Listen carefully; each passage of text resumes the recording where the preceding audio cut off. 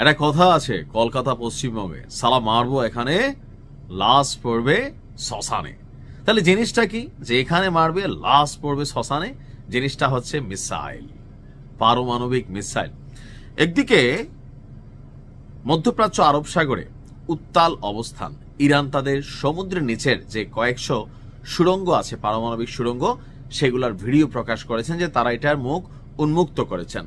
অপরদিকে সমুদ্রের মধ্যে আরব সাগর, মধ্যপ্রাচ্য সাগর সহ লোহিত সাগর, যে কোনো জায়গায় ইরানের এই ক্ষেপণাস্ত্রগুলো টাচ করতে সম্ভব বলে মার্কিন যুক্তরাষ্ট্রকে হুঁশিয়ারি দিচ্ছেন।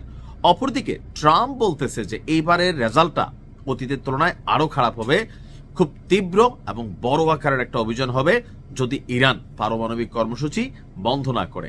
এখন এই পারমাণবিক কর্মসূচি নিয়ে বিশ্বজুড়ে মার্কিনীদের সাথে বা পশ্চিমাদের সাথে অপেক্ষাকৃত ছোট দেশগুলা অথবা তাদের অবন্ধু দেশগুলোর মধ্যে একটা বড় আকারের বিরোধ তৈরি হয়েছে। কারণ তৃতীয় বিশ্ব ওই সকল দেশগুলা বেঁচে যাবে যাদের কাছে পারমাণবিক মেশিনারিজ আছে, না থাকলে সারা পৃথিবী তাদেরকে লাড়বে, যেমন বাংলাদেশকে লাড়তেছে না, লাড়তেছে। তো এই পরিস্থিতিতে যখন উত্তেজনাকর অবস্থান, তখন উত্তর কোরিয়ার প্রেসিডেন্ট কিম জং উন সে আরেক ঘোষণা দিয়ে বসছে। ঘোষণা কি? যে উত্তর কোরিয়া তাদের পারমাণবিক অস্ত্র ভান্ডার বাড়াতে, বড় আকারে আরো এটাকে মজুত করতে নতুন পরিকল্পনা নিয়েছে উত্তর কোরিয়া। আর এতে দক্ষিণ কোরিয়ার আবার কিছুটা টেনশনেরও তৈরি হয়েছে। পারমাণবিক শক্তি যতটুকু আছে তার চেয়েও আরো অনেক কয়েক গুণ বাড়ানোর পরিকল্পনা হাতে নিয়েছে উত্তর কোরিয়া। দেশটির প্রেসিডেন্ট কিম জং উন এই সংক্রান্ত একটা নির্দেশনা দিয়েছেন। উত্তর কোরিয়ার রাষ্ট্রীয় গণমাধ্যম যেটা আছে, কোরিয়ান সেন্ট্রাল নিউজ এজেন্সি, তারা এই তথ্য বিশ্বমণ্ডলে প্রকাশ করেছেন যে ঠিক ইরান আমেরিকার উত্তেজনার মধ্যেই উত্তর কোরিয়ার প্রেসিডেন্টের এমন সিদ্ধান্ত ট্রাম্পকে কি আরেকটু ভাবাবে? সম্প্রতি কিম জং উন নিজে উপস্থিত থেকে উত্তর কোরিয়ার সাম্প্রতিক একাধিক ক্ষেপণাস্ত্র পরীক্ষা নজরদারি করছিলেন। এই ঘটনা এশিয়া প্যাসিফিক অঞ্চলে নতুন করে উত্তেজনা সৃষ্টি করছে। এর মধ্যে কিম ক্ষেপণাস্ত্র উৎপাদন সক্ষমতা সম্প্রসারণ মানে আরো বাড়ানোর জন্য এমনকি আরো অত্যাধুনিক করার জন্য নির্দেশনা দিয়েছে। আগামী কয়েক সপ্তাহের মধ্যে অনুষ্ঠিত হতে যাওয়া নবম কমিউনিস্ট পার্টি কংগ্রেসে এসব পরিকল্পনার বিস্তারিত তুলে ধরা হবে।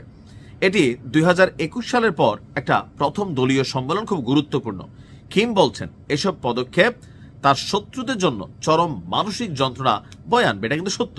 উত্তর কোরিয়ার কারণে চীনও টেনশনে আছে, দক্ষিণ কোরিয়া টেনশন আছে, জাপান আছে। এমনকি উত্তর কোরিয়ার সর্বশেষ যে পারমাণবিক মেশিনারিজ বানাইছে, এটা আপনার খোদ মার্কিন যুক্তরাষ্ট্র কিয়া হ্যালো বলতে সক্ষম। সো বুঝতেই পারছেন যে শত্রুদের জন্য মানসিক যন্ত্রণার কারণ কেন। আর উত্তর কোরিয়াকে কন্ট্রোল নেওয়া, শাসন করা, যে কোনো অভিযান চালানো, এইরকম মেশিনারিজ থাকলে কোনো দেশ ওই রকম পাগলামি করবে না। কারণ উত্তর কোরিয়ার হারানোর কিছু নাই। আর অন্যান্য উন্নত দেশগুলো এরকম একটা ঘটনা ওইসব দেশে ঘটলে এই দেশটা অনেক বছর পিছায় যাবে। যার কারণে যারা ভদ্রলোক তারা কিছুটা শান্ত আছেন উত্তর কোরিয়ার অবস্থান দেখে।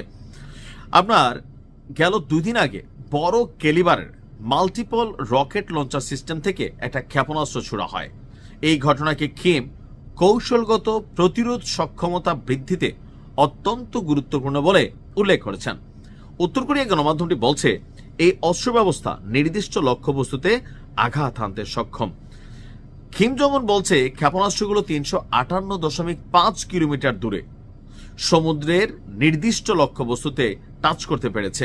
এগুলো জাপান সাগরের দিকে নিক্ষেপ করা হয়।